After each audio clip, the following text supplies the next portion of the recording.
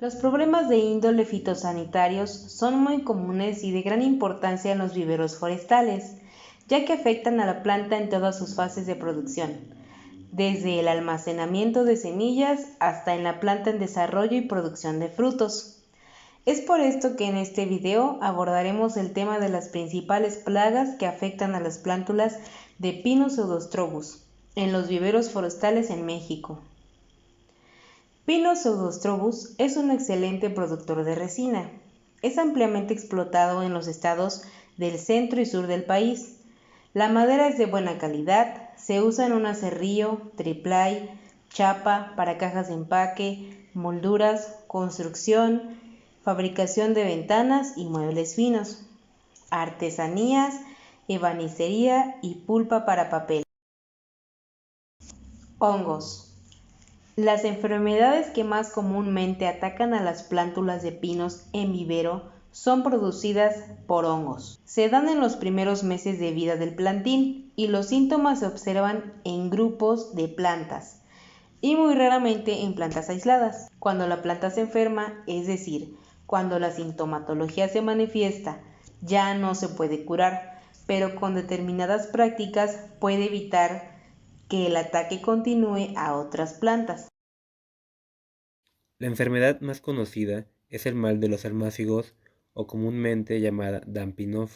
Esto ocurre inmediatamente después de la germinación y el riesgo desaparece cuando las plantas ya tienen el tallo endurecido. Esto es aproximadamente 2 meses después de la germinación. En la mayoría de los viveros que utilizan tierras de monte o agrícolas y que tienen almácigos o siembra directa, se presenta la enfermedad.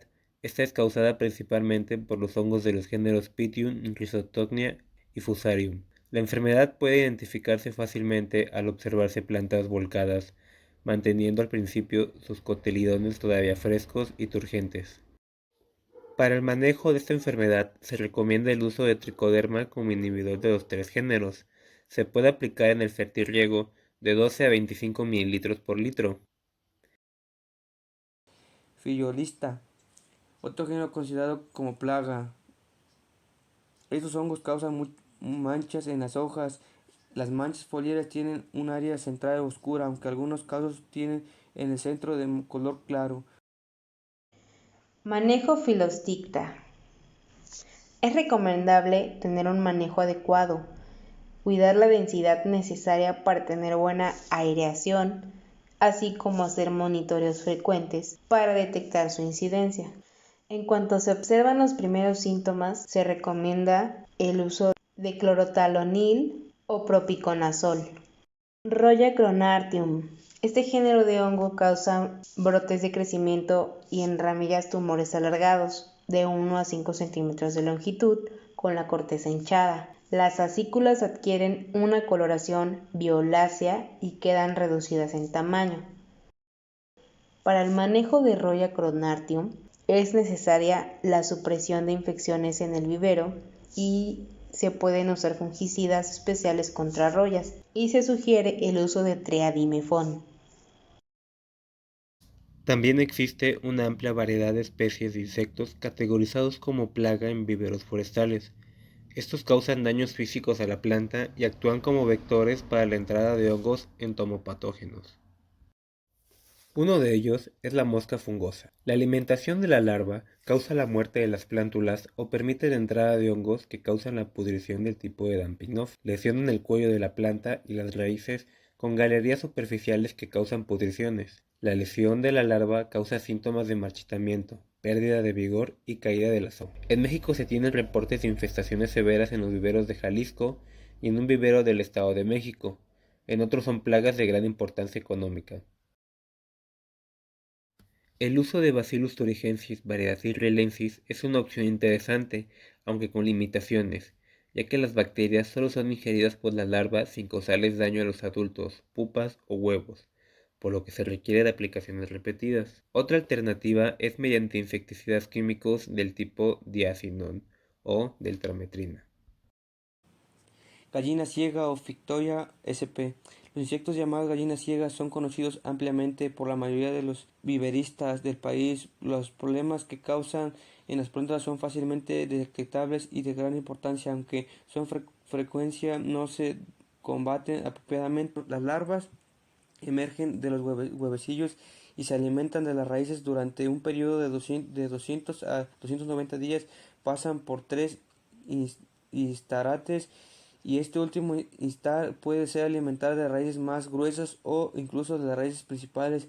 Degollándola, estas larvas debilitan la planta o árboles jóvenes, matándolos a la mayoría de los casos. Manejo de gallina ciega. La fumigación de estratos naturales mata huevecillos a larvas jóvenes. Una alternativa es el uso de moca. Otra opción más eficaz de control de hongos se logra en la Beureria bassiana. La forma con las esporas se aplica en la preparación de estrato o como riego de planta que está creciendo en forma de bolsas. Hormiga arriera Acta sp. Las hormigas arrieras pertenecen al orden Hymenoptera.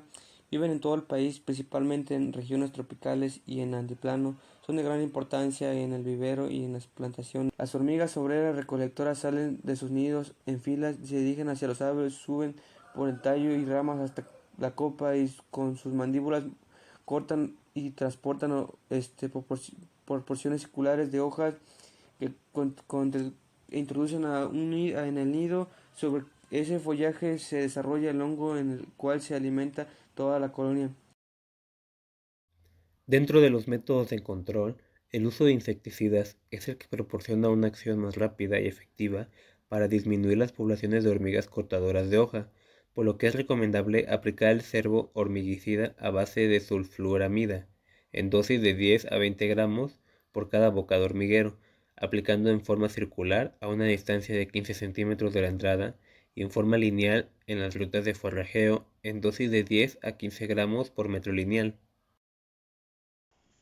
Como conclusión tenemos que un buen tratamiento sanitario en un vivero forestal empieza por prevenir las enfermedades. Quien se inicia en esta actividad debe informarse muy bien sobre cuáles son las más comunes en su zona e incluir los tratamientos sanitarios en su calendario de trabajo.